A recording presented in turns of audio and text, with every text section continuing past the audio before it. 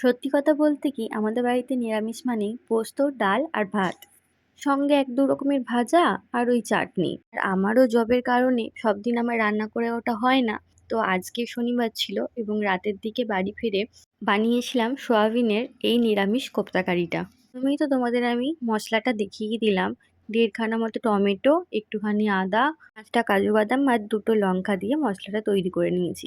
আর এইদিকে সয়াবিনটা সেদ্ধ করে সয়াবিনটার জলটা চেপে ফেলে দিয়েছি। এখন একটা বড় মিক্সারে কিছুটা আদা, কাঁচা লঙ্কা, ধনেপাতা আর একটু গোটা ধনে নিয়ে হালকা করে গ্রাইন্ড করে নিয়েছি। এই প্রসেসটা আগেই করে নিও, তাহলে সয়াবিনের মধ্যে ফ্লেভারগুলো ভালোভাবে ঢুকবে।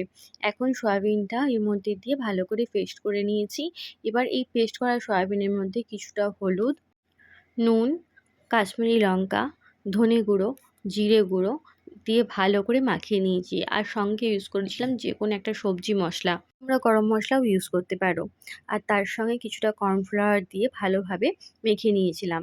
তারপর ছোট ছোট করে এরকম গোলাকৃতি করে নিতে হবে। যদি তোমরা এটাকে ডিপ ফ্রাই করো তাহলে একটু বেশি করে কর্নফ্লাওয়ার ইউজ করো, নাহলে বলগুলো কড়াইয়ের মধ্যে লেগে যেতে পারে।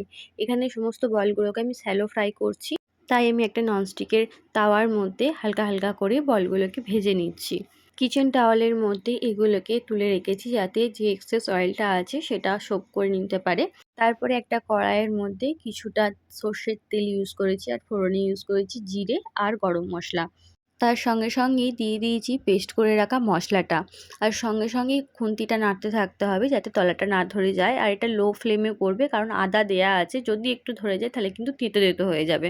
তারপরে আমি শুকনো মশলাগুলো এর মধ্যে অ্যাড করে নিচ্ছি। ২ চামচ মতো ধনে ইউজ করেছি, ১ চামচ মতো জিরে আর কিছুটা শুকনো লঙ্কা।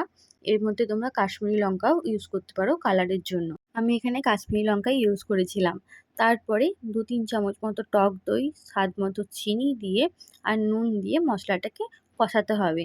তবে খেয়াল রাখতে হবে যেন তলা একটুও না ধরে যায়। তারপরে কিছুটা পরিমাণ জল দিয়ে ভালোভাবে ফুটিয়ে নিতে হবে।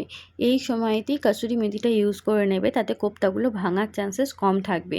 কসুরি মেথি দিয়ে ২-৩ মিনিট ফুটিয়ে কোপ্তাগুলোকে দিয়ে হালকা করে একটু নাড়িয়ে ওপর থেকে চাপা দিয়ে এটাকে ২-৪ মিনিট ফুটিয়ে নিলেই আমাদের কোপ্তা কারিটা রেডি হয়ে যাবে।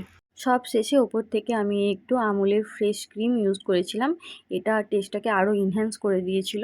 এইভাবে একবার কোপ্তা কারি বানিয়ে দেখো। আর রুটি, ভাত, পরোটা যেকোনোর সঙ্গে তোমরা এটা খেয়ে আমাকে জানিও কেমন লাগলো। যদি আমার ভিডিওগুলো তোমাদের ভালো লাগে তাহলে প্লিজ একটা সাবস্ক্রাইব আর লাইক করে পাশে থেকো আর একটা কমেন্ট করে যেও। তাতে আমার ভিডিওগুলোর রিচ একটু বাড়বে। চলো, থ্যাংক ইউ, টাটা।